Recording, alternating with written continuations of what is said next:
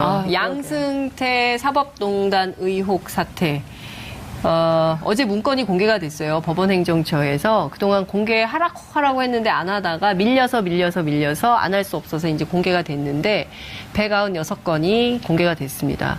기야말 노릇의 문건들이 다 튀어나오고 있습니다. 네, 196건 다 공개됐나요? 그중에 3건은 또 공개가 안 됐어요. 3건은 뺐어요. 3건은 빼고 196인데요. 그렇죠. 저는 이 김명수 대법원의 문건 공개 방식에 대해서 왜 이렇게 공개를 할까? 어차피 공개할 거. 네. 좀 개혁적인 차원에서 가름말을 탁탁 따서 공개를 하지 왜 이럴까? 네. 그래서 생각을 해보니 김명수 대법원 체제가 네. 과거의 양승태 대법원 체제와 지금 공존하고 혼돈 속에 있는 것 같습니다. 그렇죠. 그래서 어쨌든 모든 부처 수장이 새로 가게 되면 네. 기존 시스템에 적응해야 될 필요성이 한쪽에 있고 동시에 또 개혁을 해야 되거든요. 그렇죠. 근데 이 적응과 개혁이 늘 갈등 관계에 빠지게 되는 거예요. 네. 예, 그러다 보니 처음에 문건을 공개 안 할 듯이 이건 공개 안 하겠다고 하다가 공개 범위를 점점 넓히는 방식 이런 방식을 택하고 있는데 그게 이렇게 현실적으로 생각하면 그럴 수 있겠구나 싶어도 네. 이렇게 양승태 대법원의 문제점이 적나라하게 부끄럽게 드러나는 시점에서는 조금 문제 제기를 받을 수 있을 것 같고요. 그리고 특히 20대 국회의원 성향 분석 문건 네. 있잖아요. 예. 그 문건의 한 귀퉁이에 보면 혹시 그 국회의원이 지금 송사에 휘말려 있지 않나 이런 것까지 다 검토했다는 거잖아요. 야, 네, 그러니까 지금 송사에 휘말려 계시죠? 예, 그 상대방이 예. 휘말려 있는 것도 아하. 포함되어 있을 수도 있겠죠. 예를 들면 이춘석 의원 같은 경우는 네. 법사위원이니까 네. 접근하는 방식 중에 하나가 이춘석 의원의 경쟁자 상대방이 네. 지금 재판을 받고 있으니 예. 그 재판을 고려해라 이런 것까지 들어있는.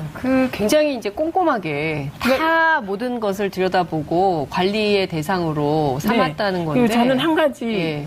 그랬던 게 상고법원이 뭐길래 이렇게까지 했나 싶기도 한데 예. 2015년 8월 6일 날 양승태 대법원장하고 박근혜 전 대통령의 면담이 있기 전에 그렇죠. 만든 문건에 보면요. 상고법원이 되더라도 요 몇 가지 것들은 청와대가 좀 개입할 수 있는 여지를 두겠다. 그래서 몇 가지를 예. 지목한 게 있어요. 그 첫 번째가 공직선거법 그렇죠, 위반 재판 전체입니다. 그렇습니다. 두 번째가 국가보안법 위반. 관련 사건. 그다음에 네. 세 번째가 1심 형사 합의부 재판. 네, 그러니까 이 1심 형사 합의부 재판에 해당되는 중요 사건들 있잖아요. 예. 그런 거.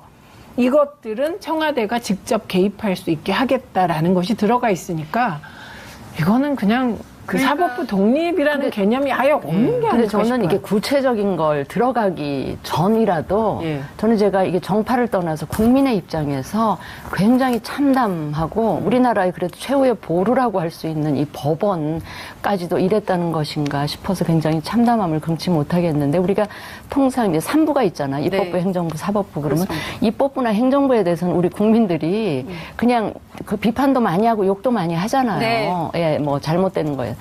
근데 사법부만큼은 법원만큼은 그래도 우리 국민들 사이에 그 최소한의 어떤 경외심, 그렇습니다. 존경 예. 이런 거를 갖고 있었는데 그마저도 이제 무너져 내리는 것인가 싶어서 제가 국민의 한 사람으로 굉장히 참담했고요. 네. 저는 아까 우리 최 의원님 말씀하셨지만 이 사안을 처리하는 과정에서 물론 제 1차적인 책임은 양승태 그 대법원 체제의 네. 문제지만 이 사안을 김명수 대법원장이 들었으면서 특별수사단을 구성을 그렇죠. 해서 2번에 걸쳐서 더 조사를 했단 말이에요. 네.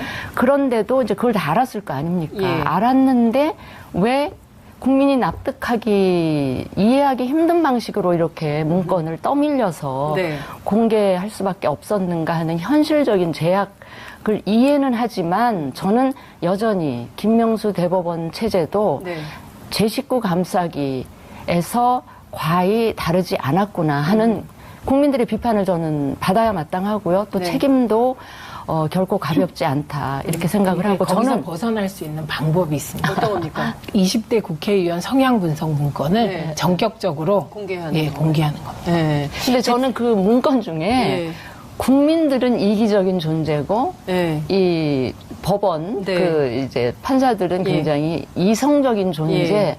이걸 보면서 내가 너무 기가 막힌 게 이기적이신 분들이. 지금 이기적인 게 아니라 이기적이잖아요. 연약한 야. 존재예요. 아니 그 동기가 됐던 야. 상고법원 네. 설치 문제 때문에 여기까지 온 거 아닙니까? 그렇습니다. 그러면 그거야말로 정말 법원이 조직 이기주의 차원에서 상고법원을 도입하려고 했고 그랬다는 거 아니에요? 그렇죠. 그러니까 누가 누구더러 이기적인 존재라고 규정을 하는지 예. 그랬고 설사 예. 상고법원 설치가 아주 동기가 네. 순수했다 하더라도 그걸 푸는 방식이 저는 대단히 잘못됐다. 그렇습니다. 정말 그게 필요했다면 시간이 좀 걸리더라도 합법적이고 그 이성적인 방법으로 네. 국민들을 설득하고 국회의원들을 설득하는 그 과정을 거쳤어야지 이거는 무슨 정보기관 뺨칠 정도로 국회의원들 뒷조사해서 그러니까요. 약한 고리 예. 하고 뭐 이용했다는 거 아니에요? 근데 궁금한 게 또 제가 너무 흥분했네요. 아니요. 예. 아니 사실 우리 좀 더 흥분해야 되는데 더 흥분하셨네요. 예, 왜냐하면 국민들이 이미 많이 흥분해 계시고요. 네, 아주 더 예. 흥분해야 되는데 예. 그 연약 이성을 찾으시려고 굉장히 노력하시는 것 그게 같아요. 우리가 예. 이기적이라서 그런 게 아니라 연약한 존재여서 지금 이러고 예. 있는 것이 정말 이상한 것은 이 문건들을 공개하지 못하는 이유들을 계속 댈 때 꼭 네. 이번 20대 국회의원 문건뿐만 아니라 네. 개인 사생활 침해 얘기를 했거든요. 네. 그런데 궁금한 건 그 사생활을 침해할 만한 정보를 네. 어떻게 대법원이 갖고 있었을까요? 그렇습니다. 예. 이게 굉장히 궁금해요. 예. 그리고 그렇다면 이게 대법원이 자체적으로 혹시 우리 대법원도 사법경찰이 있어서 네. 할 제도가 있나요? 없죠. 네, 수사 없잖아요. 권한은 네, 검찰에 수사권이 있어요. 없는데 예. 그러면 그 개인 정보는 어떻게 알게 됐을까? 근데 이제 합리적인 의심을 해볼 수 있는 대목이 청와대 쪽이랑 상고법원 설치 목적을 달성하기 위해서 청와대 쪽이랑 그 재판 주고받았- 관련한 네. 거래를 했다고 하면 예. 청와대에 굉장히 그 정보를 많이 제공하고 이랬던 국가정보기관이 그 물밑에서 도와줬을 개연성도 굉장히 크지 않나 이런 의심을 네, 굉장히 그러면 합리적으로 해볼 그러면 수가 있는 연대해서 거죠. 그럼 청와대와 과연- 국정원과 대법원이 연대해서 이런 건가요? 그러니까 연대라는 말은 이럴 때 쓰는 것 같지는 않고요. 그건 아닌 것 같고 네. 지금 국가정보원을 찍으셨지만 우리가 흔히 정보를 접할 수 있는 데는 국가정보원뿐만이 아니잖아요. 그렇죠. 최근에 나오고 있는 뭐 기무사도 기무사, 있습니다. 경찰도 그다음에 있고. 경찰도 예, 있습니다. 예. 그리고 검찰은 어땠는지 모르겠어요. 예. 이 상고법원과 관련하여서 예. 검경이 어떤 관계였는지는 아직 드러난 게 없어서 그런데 이 세 군대 내 정보 조직, 네. 그다음에 경찰 정보 조직, 국가정보원 그렇다면 이 세 조직이 연계되어서 하나로 정보가 통합되는 곳이 어디일까? 예. 그래서 말씀하셨듯이 저는 청와대가 이게 대법원이 저런 식의 정보기관처럼 네. 내사 비슷한 거 하지 않고 모르는 그렇죠. 정보들을 가지고 있었던 건 예. 뭔가 청와대와 커넥션도 있었을 것이다. 그런 의심을 해봅니다. 저는 한 가지 궁금한 게 최순실 그 국정농단 사태 벌어졌을 때 그 추가로 드러난 게 양승태 대법원장도 뒷조사를 하고 사찰을 맞습니다. 했다는 그때 거 뭐 아니에요? 등산 그럼- 다니는 거 뒷조사했다고 예, 했어요. 그랬다면 예. 양승태 대법원장 그 대법원 체제가 벌이는 이런 내용들 있잖아요. 네. 그것까지도 저기 청와대 쪽에서 사찰하고 민정에서 예. 파악이 되지 돼 않았을까? 있었던 건가라는 의혹이 드네요. 와, 그러니까 또 꼬리에 의혹이 꼬리에 그렇습니다. 꼬리를 물게 되네요. 물뿐만 아니라 예. 이번에 좀 이상한 일도 벌어졌습니다. 김기춘 전 실장이 8월 6일 날 석방된다는 거 아닙니까? 그렇죠. 예. 근데 그게 왜 이상한 거냐면 1심에서 뭐 3년인가 받고 2심에서 4년인가 네. 받았잖아요. 네. 그러면 그냥 대법원 그 주심 재판부는 예. 4년을 선고하면 됩니다. 예. 그런데 이것을 전원합의체로 넘겼어요. 맞아요. 그리고는 8월 6일이 이제 전체 재판, 3심 재판이 끝날 때까지 1년 6개월까지 구속할 수 있다는 걸 근거로 8월 6일 날 석방하는 것이거든요. 예. 구속 기간 만료로. 네, 그러니까 석방되는 거죠. 이것도 저는 누군가의 기획이라고 생각합니다. 라는 그런 의혹이 드는 합리적 의심적 의심을 하고 있습니다. 아니, 그렇다면 소송 당하지 않으려고 상당히 애를 쓰면서. 아니, 저는 무섭습니다, 소송이. 예, 그렇습니다. 예. 아니 그러면 지금이 네. 김명수 대법원장 체제잖아요.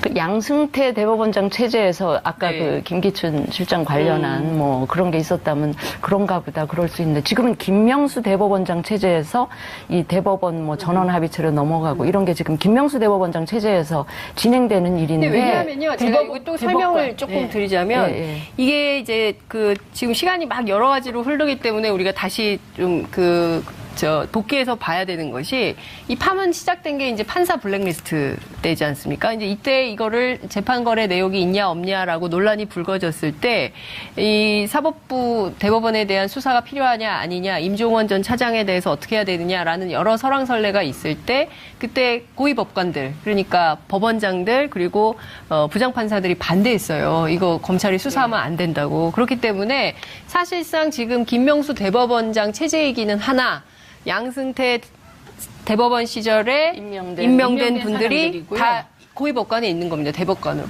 네, 그러니까 이게 김명수 대법원 체제라고 말하면 안 돼요. 아하. 그래서 아까 제가 말씀드릴 때 김명수 대법원장과 양승태 대법원장 체제가 공존하는 시스템이다. 그게 왜 그러냐면 지금 임명된 분들이 최근에 임명된 분들을 빼고는 정권 교체 이후에 그 전에는 어쨌든 박근혜 대통령 임명인 것이거든요. 네. 그때 이제 대법원 구성하는 방식이 대법원장이 임명해서 대통령이 임명하는 거, 그다음에 대통령이 지명해서 임명하는 사람, 네. 예, 그리고 국회에서 여야가 합의해서 임명하는 사람 이렇게 있잖아요. 나누어져 있잖아요. 네. 그러니까 절대적인 대법관 프로테이지가 사실은 박근혜 대통령 성향 사람인 그럼 것이죠. 이번에 대법관 3분 이제 새로 네, 들어오시잖아요. 네, 그런데 그 전원 합의체로 김기춘 실장 관련한 건이 이제 넘어가는 거죠. 그 결과를 보면 우리가 어느 정도 짐작을 할 수가 있지 근데 이미 않을까 결정이 싶어요. 됐으니까 8월 6일 날 석방은 되는 예, 거죠. 석방은 아, 이미 그거는 결정은 석방이 됐으니까. 되는데 대법원 선고가 확정이 되면 네. 다시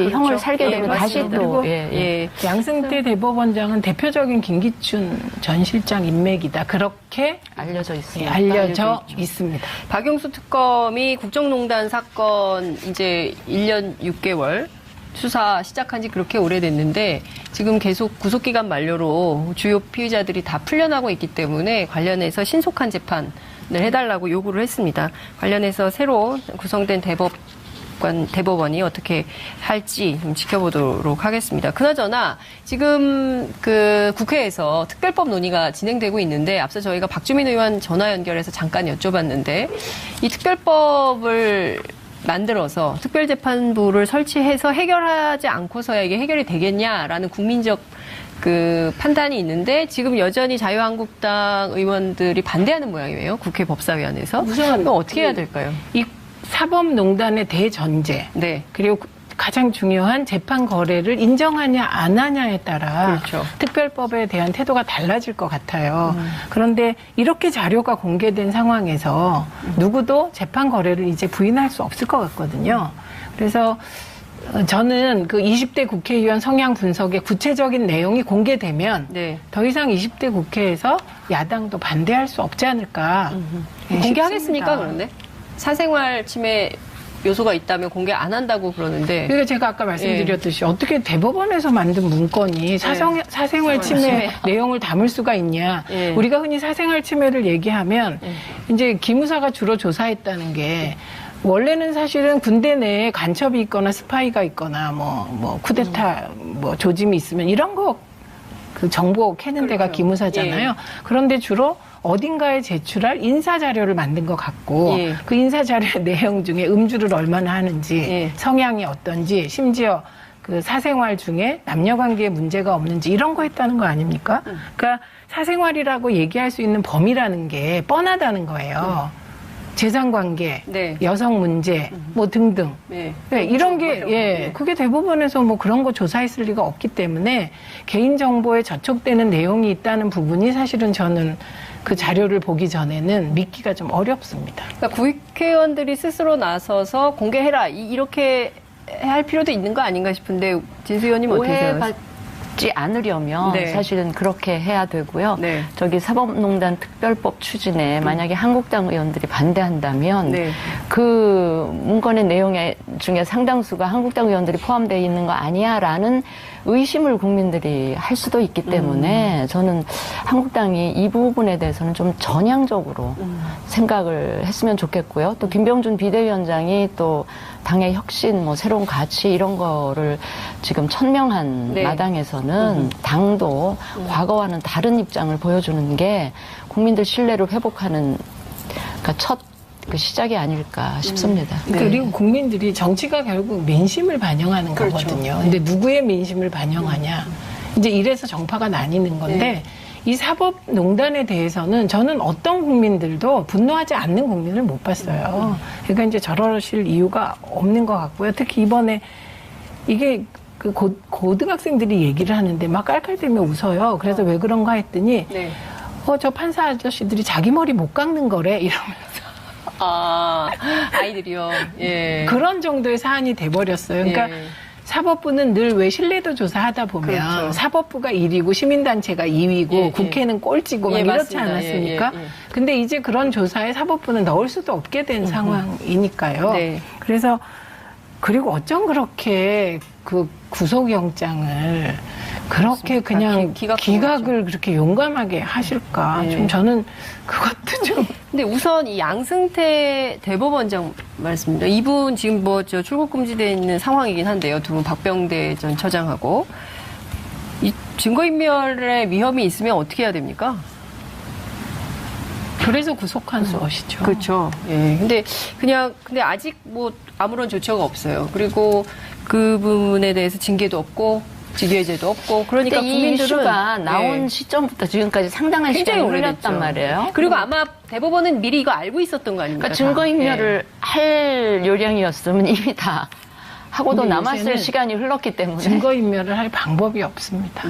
왜냐하면 디가우징에도 다 예, 그 디가우징 방식 중에 네. 우리가 이제 흔히 영화에서 예.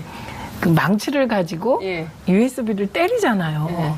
그리고 그 하드디스크를 때리는데 그것도 복원이 된답니다. 그러니까 증거인멸은 끝이 없다. 또한 증거를 복원하는 방법도 끝없이 개발된다. 이런 것 같아요. 알겠습니다. 저희 하여튼 이 문제는 저희가 이제 계속 지금 공개되지 않은 문건에 대한 공개도 국민들은 요구하고 있기 때문에요.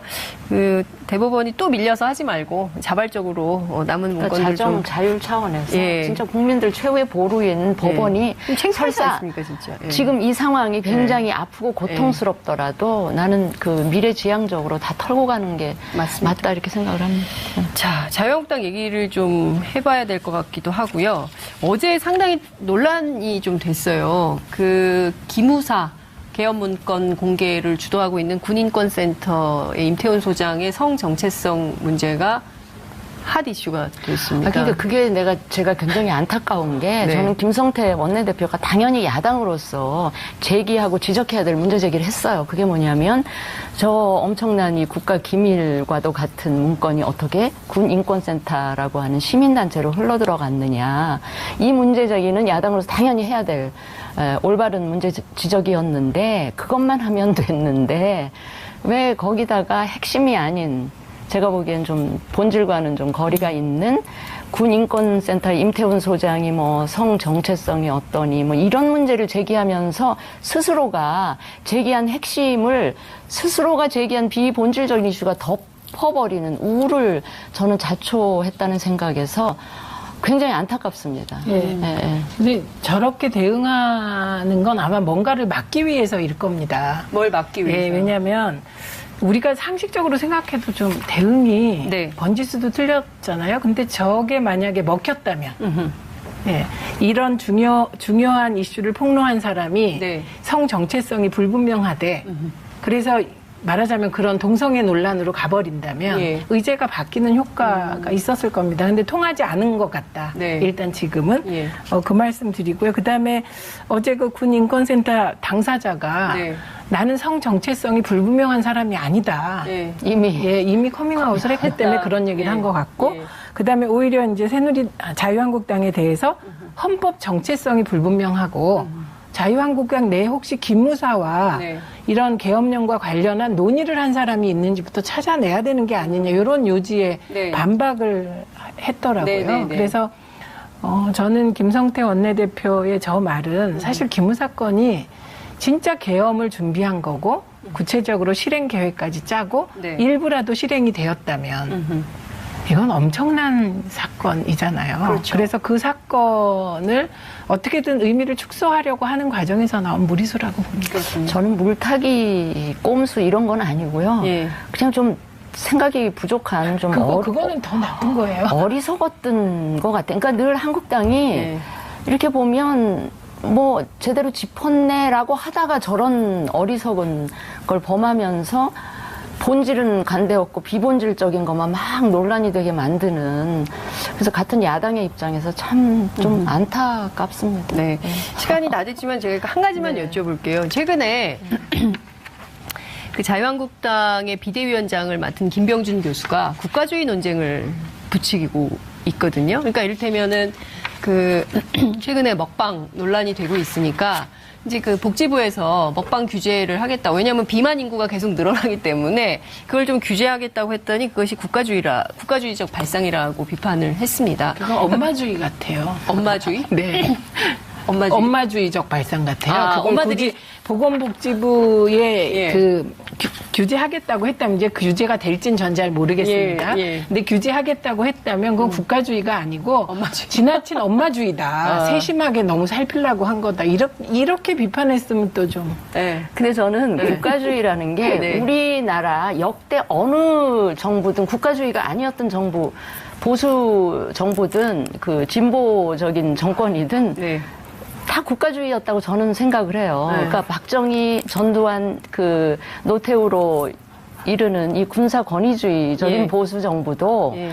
그 상당히 국가 계획하에 경제 성장을 추진했었던 그런 정부고, 또 김대중 노무현 정부는 또 나름 그 약간 복지 정책이라든지 그 소득 양극화를 완화하는 차원에서 국가가 굉장히 개입하는, 그리고 시장을 좀 그 축소하는 이런 네. 정책으로 갔었기 때문에 역대 모든 정부들이 우리나라는 국가주의였는데, 저는 김병준 교수가 네. 이게 교수 특유의 그런 습성 때문에 그런 것 같아요. 일단 정치권에 들어왔으면 네. 저는 가치나 정책 논쟁으로 정책을 새롭게 정립하는 쪽으로 한국당을 끌고 가겠다. 저는 그건 바람직한 그 자세라고 봤어요. 네. 그러면 보다 현실적이고 구체적인 그 정책을 가지고 이런 네. 거를 끌고 나갔어야지, 국가주의라고 하는 굉장히 거대 담론이면서 추상적인 이런 담론으로 끌고 가는 거는 저는 별로 효과가 없다. 차라리 아주 구체적인 수준으로 형이 상학이 아니고 형이 하학적인 수준으로 내려와서 국민들이 좀 이해할 수 있는 방향으로 가치 논쟁이나 정책 논쟁을 이끌어갔으면 좋겠다. 근데 효과는 있습니다. 어. 저는 홍준표 대표의 막말주의 정책보다는 네. 차라리 저렇게 낫다. 국가주의 이념 논쟁을 일으켜서 네. 뭔가 그게 맞건 안 맞건 예. 좀 그래도 품격 있게 시작하는 저거는 긍정성이 있다고 봅니다. 근데 말씀하셨듯이 이런 식으로 따지면 국가가 있는 한 모든 국가는 그 국가주의를 취할 겁니다. 근데 이제 저렇게 얘기하는 국가주의는 국가 주도로 경제도 가고 국가 주도로 인권을 억압하냐 안 하냐, 국가 주도로 소위 경제 자유를 억압하냐 안 하냐, 이런 문제가 있기 때문에 국가주의가 간단한 논쟁은 아니잖아요. 그래서 저는 국가주의 하면 떠오르는 사람은 이름이 딱 있습니다. 박정희 대통령이에요. 국가주의의 시조. 거기에 이제 전체주의나 어떤 군부 독재 권위주의까지 합쳐져서, 그러니까 그런 국가주의의 개념이 우리 머릿속에 옳건 틀리건 있는데, 문재인 정부를 국가주의 정부라고 하니까 전혀 어울리질 않는 그러니까 거예요. 제가 그래서 이게 너무 번지수가 궁금해서 완전 틀렸다. 예, 정치학자들에게 물어봤더니 국가주의에 안 맞는 얘기라고 네, 얘기를 그래서 하더라고요. 안 맞는 얘기인데, 지방자치 분권 이런 얘기가 그렇죠. 예. 그러니까 문재인 정부는 오히려 예. 그 국가주의라기보다는 예. 뭐 복지 중심주의 뭐 이렇게 볼 수는 있겠죠. 그런데 저는 저 국가주의 논쟁을 일으켜서 네. 자유한국당에 더 씌워진 박정희 어떤 프레임? 네. 거기서 벗어나려는 시도라고 봅니다. 아니, 저는 그거보다는, 저는 좀 문재인 정부나 과거에 노무현 정부, 김대중 정부가 우리가 취약했었던 복지에 신경을 쓰다 보면 결국은 국민들로부터 세금 많이 걷어서 그 세금을 가지고 이 보살피겠다는, 이거는 시장보다는 국가의 역할이나 정부의 역할을 근데 크게 그걸 만드는 국가주의라고 거거든요. 하지 않거든요. 그거. 아니, 근데 그러니까 큰 정부로는 예, 큰 정부. 예, 그래서 제 말씀은 그 그게 국가주의가 아니라는 걸 김병준 위원장이 모르지 않을 거다. 그럼에도 예, 아는데 한자기 던진 때문에. 거다. 예. 잘 아실 거예요. 그 그렇죠. 던진 의도가 제가 보기에는 예. 본인 스스로가. 예. 그 뭐 국가주의라는 말을 문재인 정부가 진짜 국가주의라고 세심히 생각해서 그랬냐 아니라는 거예요. 그러니까 이게 이제 일종의 가짜 의제 전략 같은 건데요. 네. 이게 그 자유한국당의 프레임 전환, 보수 프레임 전환을 하는 과정에서 이쪽에 더 씌워진 가장 안 좋은 프레임이 산업화의 대명사로서의 박정희는 갖고 싶은데 억압의 대명사로서 박정희는 싫어요. 박정희 대통령은 우리만 억압한 게 아니잖아요. 시장도 억압했거든요. 그래서 그걸 빠져나오는 과정에서 나타난 가짜의제 전략 같아요. 알겠습니다. 을 떠밀려서 네. 공개할 수밖에 없었는가 하는 현실적인 제약을 이해는 하지만 저는 여전히 김명수 대법원 체제도 네. 제 식구 감싸기에서 과히 다르지 않았구나 하는 국민들의 비판을 저는 받아야 마땅하고요. 또 네. 책임도 결코 가볍지 않다 이렇게 생각을 하고 거기서 저는 벗어날 수 있는 방법이 있습니다. 어떤 겁니까? 20대 국회의원 성향 분석 문건을 네. 전격적으로 공개하는 공개하는 겁니다. 네. 근데 저는 그 문건 중에 예. 국민들은 이기적인 존재고 네. 이 법원 네. 그 이제 판사들은 예. 굉장히 이성적인 존재. 예. 이걸 보면서 내가 너무 기가 막힌 게 이기적이신 분들이. 지금 이기적인 게 이기적인 아니라 사람. 연약한 야. 존재예요. 아니 그 동기가 됐던 야. 상고법원 네. 설치 문제 때문에 여기까지 온 거 아닙니까? 그렇습니다. 그러면 그거야말로 정말 법원이 조직 이기주의 차원에서 상고법원을 도입하려고 했고 그랬다는 거 아니에요? 그렇죠. 그러니까 누가 누구더러 이기적인 존재라고 규정을 하는지 예. 그랬고 설사 예. 상고법원 설치가 아주 동기가 네. 순수했다 하더라도 그걸 푸는 방식이 저는 대단히 잘못됐다. 그렇습니다. 정말 그게 필요했다면 시간이 좀 걸리더라도 합법적이고 그 이성적인 방법으로 국민들을 설득하고 국회의원들을 설득하는 그 과정을 거쳤어야지 이거는 무슨 정보기관 뺨칠 정도로 국회의원들 뒷조사해서 그러니까요. 약한 고리 예. 하고 뭐 이용했다는 거 아닙니까? 근데 궁금한 게 또 제가 너무 흥분했네요. 아니요. 예. 아니 사실 우리 좀 더 흥분해야 되는데 흥분하셨네요. 예, 왜냐하면 우리- 국민들이 이미 많이 흥분해 계시고요. 네, 아주 더 예. 흥분해야 되는데 예. 그 연약- 이성을 찾으시려고 굉장히 노력하시는 것 그게 같아요. 우리가 이기적이라서 그런 게 아니라 연약한 존재여서 지금 이러고 예. 있는 것이 정말 이상한 것은 이 문건들을 공개하지 못하는 이유들을 계속 댈 때 꼭 네. 이번 20대 국회의원 문건뿐만 아니라 네. 개인 사생활 침해 얘기를 했거든요. 네. 그런데 궁금한 건 그 사생활을 침해할 만한 정보를 네. 어떻게 대법원이 갖고 있었을까요? 그렇습니다. 예. 이게 굉장히 궁금해요. 예. 그리고 그렇다면 이게 대법원이 자체적으로 혹시 우리 대법원도 사법경찰이 있어서 네. 할 제도가 있나요? 없죠. 네, 수사 없잖아요. 권한은 네, 검찰에 수사권관이 있어요. 없는데 예. 그러면 그 개인 정보는 어떻게 알게 됐을까? 근데 이제 합리적인 의심을 해볼 수 있는 대목이 청와대 쪽이랑 상고법원 설치 목적을 달성하기 위해서 청와대 쪽이랑 그 재판 주고받았- 관련한 네. 거래를 했다고 하면 예. 청와대에 굉장히 그 정보를 많이 제공하고 이랬던 국가정보기관이 그 물밑에서 도와줬을 개연성도 굉장히 크지 않나 이런 의심을 굉장히 그러면 합리적으로 그러면 해볼 수가 있는 연대해서 거죠. 그럼 청와대와 과연- 국정원과 대법원이 연대해서 이런 건가요? 그러니까 연대라는 말은 이럴 때 쓰는 것 같지는 않고요. 그건 아닌 것 같고 네. 지금 국가정보원을 찍으셨지만 우리가 흔히 정보를 접할 수 있는 데는 국가정보원뿐만이 아니잖아요. 그렇죠. 최근에 나오고 있는 뭐 기무사도 기무사. 있습니다. 경찰도 그다음에 있고. 경찰도 예, 있습니다. 예. 그리고 검찰은 어땠는지 모르겠어요. 이 상고법원과 관련하여서 예. 검경이 어떤 관계였는지는 아직 드러난 게 없어서 그런데 이 세 군대 내 정보 조직, 네. 그다음에 경찰 정보 조직, 국가정보원 그렇다면 이 세 조직이 연계되어서 하나로 정보가 통합되는 곳이 어디일까? 예. 그래서 말씀하셨듯이 저는 청와대가 이게 대법원이 저런 식의 정보기관처럼 네. 내사 비슷한 거 하지 않고 모르는 그렇죠. 정보들을 가지고 있었던 건 예. 뭔가 청와대와 커넥션도 있었을 것이다. 그런 의심을 해봅니다. 저는 한 가지 궁금한 게 최순실 그 국정농단 사태 벌어졌을 때 그 추가로 드러난 게 양승태 대법원장도 뒷조사를 하고 사찰을 했다는 거 뭐 아니에요? 등산 그럼- 다니는 거 뒷조사했다고 했어요. 그랬다면 양승태 대법원장 그 대법원 체제가 벌이는 이런 내용들 있잖아요. 네.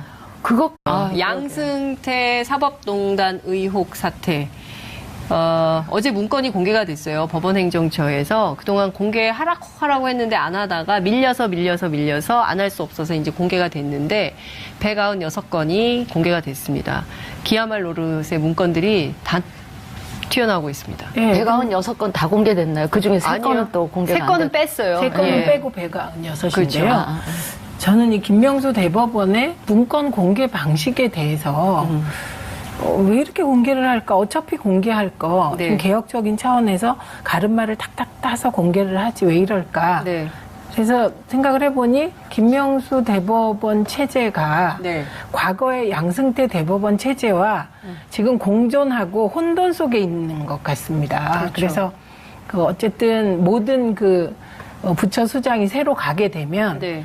기존 시스템에 적응해야 될 필요성이 한쪽에 있고 동시에 또 개혁을 해야 되거든요. 그렇죠. 근데 이 적응과 개혁이 늘 갈등 관계에 빠지게 되는 거예요. 네.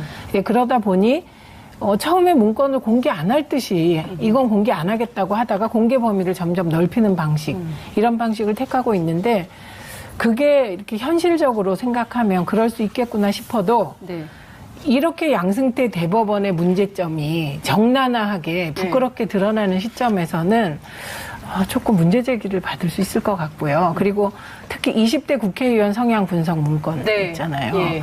그 문건의 한 귀퉁이에 보면 혹시 그 국회의원이 지금 송사에 휘말려 있지 않나 이런 것까지 다 검토했다는 거잖아요. 야, 네, 그러니까 지금 송사에 휘말려 계시죠? 예, 그 상대방이 예. 휘말려 있는 것도 아하. 포함되어 있을 수도 있겠죠. 예를 들면 이춘석 의원 같은 경우는 네. 법사위원이니까 네, 네. 접근하는 방식 중에 하나가 이춘석 의원의 경쟁자 상대방이 네. 지금 뭐 재판을 받고 있으니 예. 그 재판을 고려해라 이런 것까지 들어있는. 그 굉장히 이제 꼼꼼하게 다 모든 것을 들여다보고 관리의 대상으로 삼았다는 건데. 그리고 저는 한 가지 예. 그랬던 게 상고법원이 뭐길래 이렇게까지 했나 싶기도 한데 예. 2015년 8월 6일 날 양승태 대법원장하고 박근혜 전 대통령의 면담이 있기 전에 그렇죠. 만든 문건에 보면요. 상고법원이 되더라도 요 몇 가지 것들은 청와대가 좀 개입할 수 있는 여지를 두겠다. 그래서 몇 가지를 예. 지목한 게 있어요. 그 첫 번째가 공직선거법 그렇죠, 위반 위반. 재판 전체입니다. 그렇습니다. 두 번째가 국가보안법 위반. 관련 사건. 그다음에 네. 세 번째가 1심 형사 예. 합의부 재판. 재판. 네, 그러니까 이 1심 형사 합의부 재판에 해당되는 중요 사건들 있잖아요. 예. 그런 거. 이것들은 청와대가 직접 개입할 수 있게 하겠다라는 것이 들어가 있으니까 이거는 그냥 그 그러니까 사법부 독립이라는 개념이 아예 없는 게 근데 아닐까 저는 싶어요. 이게 구체적인 걸 들어가기 전이라도 예. 저는 제가 이게 정파를 떠나서 국민의 입장에서 굉장히 참담하고 우리나라의 그래도 최후의 보루라고 할 수 있는 이 법원까지도 이랬다는 것인가 싶어서 굉장히 참담함을 금치 못하겠는데 우리가 통상 이제 3부가 있잖아. 입법부, 네. 행정부, 사법부. 그러면 그렇습니다. 입법부나 행정부에 대해서는 우리 국민들이 그냥 그 비판도 많이 하고 욕도 많이 하잖아요. 네. 예, 뭐 잘못된 거예요. 근데 사법부만큼은 법원만큼은 그래도 우리 국민들 사이에 그 최소한의 어떤 경외심, 그렇습니다. 존경 예. 이런 거를 갖고 있었는데 그마저도 이제 무너져 내리는 것인가 싶어서 제가 국민의 한 사람으로 굉장히 그 참담했고요. 네. 저는 아까 우리 최 의원님 말씀하셨지만 이 사안을 처리하는 과정에서 물론 제 1차적인 책임은 양승태 그 대법원 체제의 네. 문제지만 이 사안을 그러니까 김명수 대법원장이 들었으면서 특별수사단을 구성을 그렇죠. 해서 2번에 걸쳐서 더 조사를 했단 말이에요. 네. 그런데도 이제 그걸 다 알았을 거 아닙니까? 예. 알았는데 왜 국민이 납득하기, 이해하기 힘든 방식으로 이렇게 문건. 그 대법원이 또 밀려서 하지 말고 자발적으로 남은 그러니까 문건들 좀 자율 차원에서 예. 진짜 국민들 최후의 보루인 법원이 좀 창피하지 설사 않습니까, 진짜? 예. 지금 이 상황이 굉장히 아프고 고통스럽더라도 나는 그 미래지향적으로 다 털고 가는 게 맞습니다. 맞다 이렇게 생각을 합니다. 자, 자유한국당 얘기를 좀 해봐야 될 것 같기도 하고요. 어제 상당히 논란이 좀 됐어요. 그 기무사 개업 문건 공개를 주도하고 있는 군인권센터의 임태훈 소장의 성 정체성 문제가 핫 이슈가 됐습니다. 그러니까 그게 제가 굉장히 안타까운 게 네. 저는 김성태 원내대표가 당연히 야당으로서 제기하고 지적해야 될 문제 제기를 했어요. 그게 뭐냐면 저 엄청난 이 국가 기밀과도 같은 문건이 어떻게 군인권센터라고 하는 시민단체로 흘러들어갔느냐.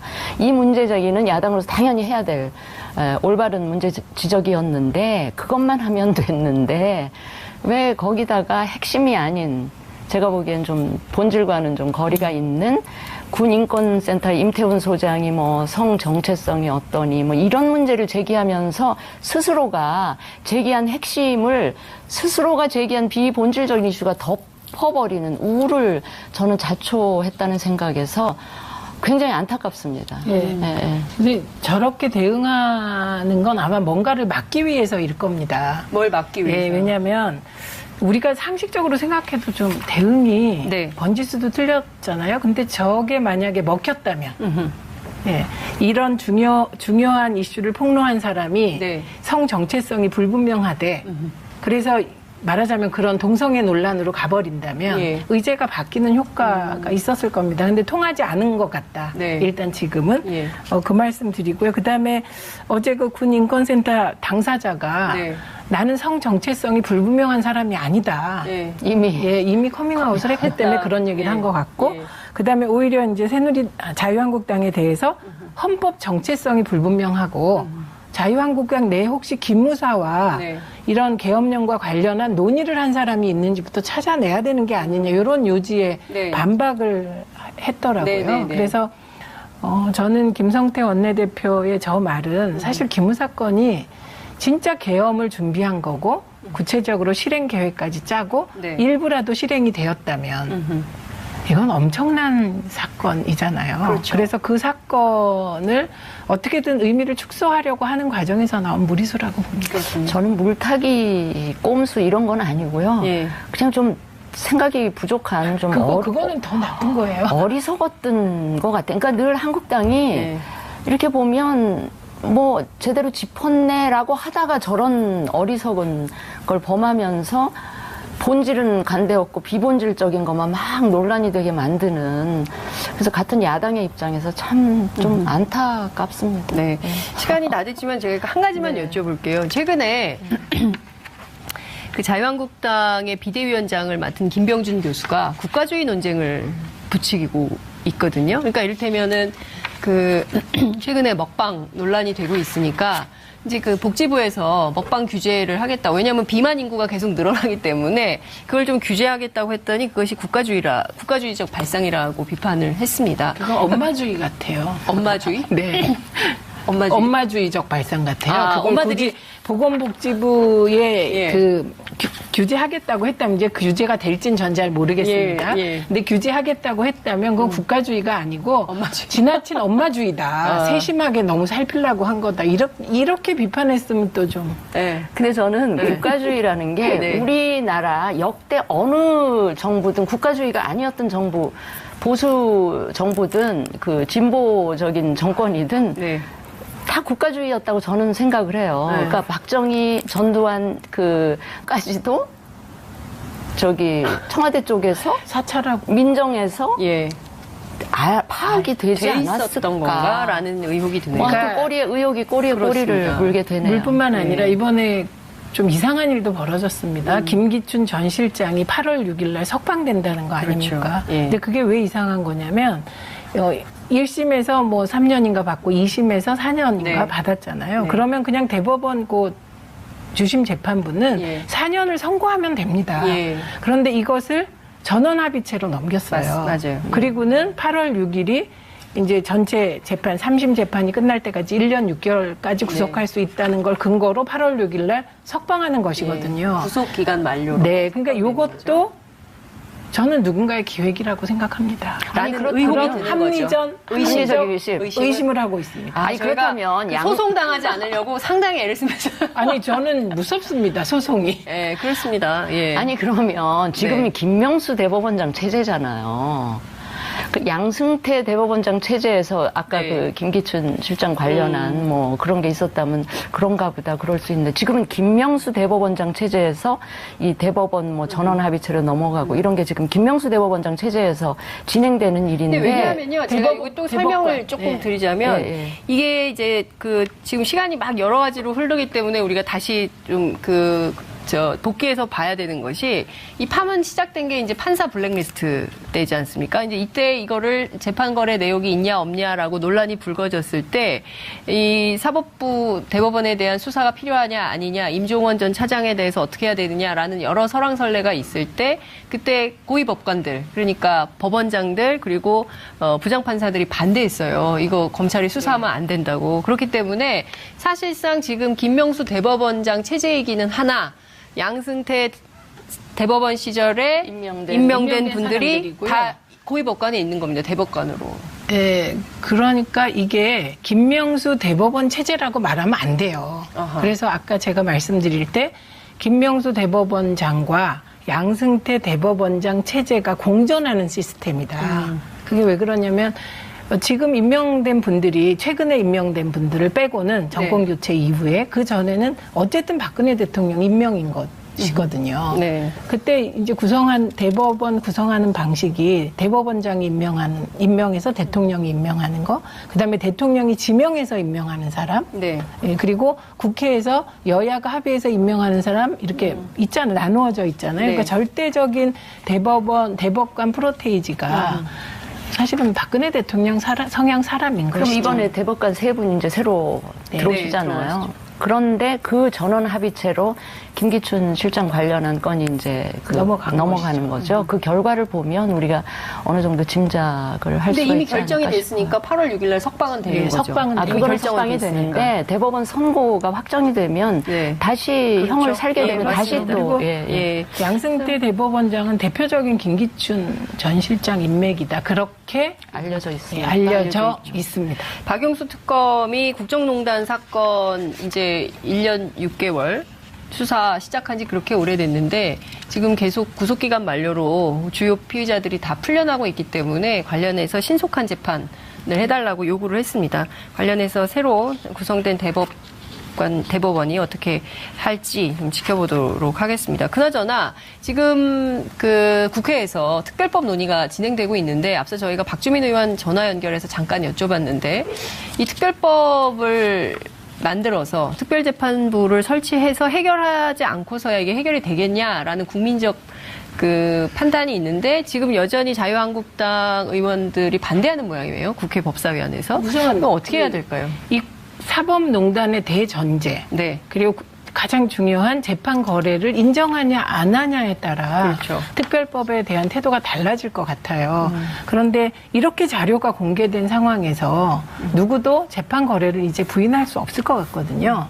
그래서 저는 그 20대 국회의원 성향 분석의 구체적인 내용이 공개되면 네. 더 이상 20대 국회에서 야당도 반대할 수 없지 않을까. 네, 공개하겠습니까, 싶습니다. 그런데?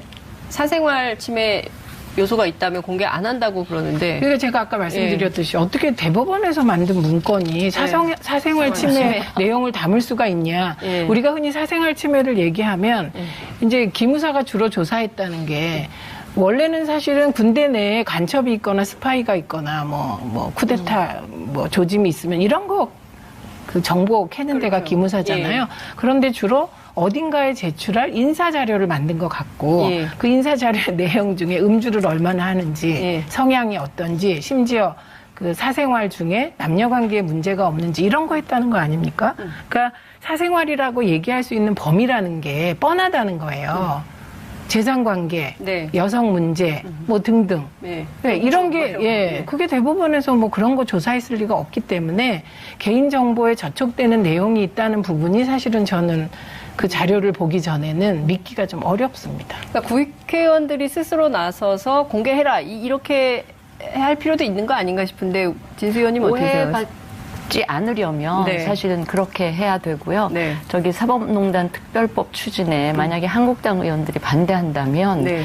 그 문건의 내용 중에 상당수가 한국당 의원들이 포함되어 있는 거 아니야라는 의심을 국민들이 할 수도 있기 때문에 저는 한국당이 이 부분에 대해서는 좀 전향적으로 생각을 했으면 좋겠고요. 또 김병준 비대위원장이 또 당의 혁신, 뭐 새로운 가치 이런 거를 지금 천명한 네. 마당에서는 당도 과거와는 다른 입장을 보여주는 게 국민들 신뢰를 회복하는 그러니까 첫 그 시작이 아닐까 싶습니다. 그리고 국민들이 정치가 결국 민심을 반영하는 그렇죠. 거거든요. 근데 누구의 민심을 반영하냐. 이제 이래서 정파가 나뉘는 건데 네. 이 사법농단에 대해서는 저는 어떤 국민들도 분노하지 않는 국민을 못 봤어요. 그러니까 이제 저러실 이유가 없는 것 같고요. 특히 이번에 이게 그 고등학생들이 얘기를 하는데 막 깔깔대며 웃어요. 그래서 왜 그런가 했더니 네. 저 판사 아저씨들이 자기 머리 못 깎는 거래 이러면서 아, 아이들이요. 예. 그런 정도의 사안이 돼버렸어요. 그러니까 예. 사법부는 늘 왜 신뢰도 조사하다 보면 그렇죠. 사법부가 1위고 시민단체가 2위고 예, 예. 국회는 꼴찌고 막 예, 이렇지 맞습니다. 않았습니까? 예, 예, 예. 근데 이제 그런 조사에 사법부는 넣을 수도 없게 된 상황이니까요. 네. 그래서 그리고 어쩜 그렇게 그 구속영장을 그렇게 맞습니다. 그냥 기각한 기각을 그렇게 용감하게 하실까? 네. 좀 저는 그것도 좀 근데 우선 이 양승태 대법원장 말씀입니다. 이분 지금 뭐 저 출국 금지되어 있는 상황이긴 한데요. 두 분 박병대 전 처장하고 이 증거인멸의 위험이 있으면 어떻게 해야 됩니까? 그래서 구속하는 것이죠. 그렇죠. 예. 근데 아직 뭐 아무런 조처가 없어요. 그리고 그 부분에 대해서 징계도 없고 직위해제도 없고 그러니까 이 국민들은 이슈가 나온 예. 시점부터 지금까지 상당한 굉장히 시간이 오래됐죠. 흘렸단 말이에요. 그리고 아마 대법원은 미리 이거 알고 있었던 거 아닙니까? 그러니까 증거인멸을 예. 할 요량이었으면 이미 다 하고도 근데 남았을 요새는 시간이 흘렀기 때문에 증거인멸을 할 방법이 없습니다. 왜냐하면 디가우징해도 다 그 디가우징 방식 중에 네. 우리가 이제 흔히 영화에서 예. 그 망치를 가지고 예. USB를 때리잖아요. 네. 그리고 그 하드디스크를 때리는데 그것도 복원이 된답니다.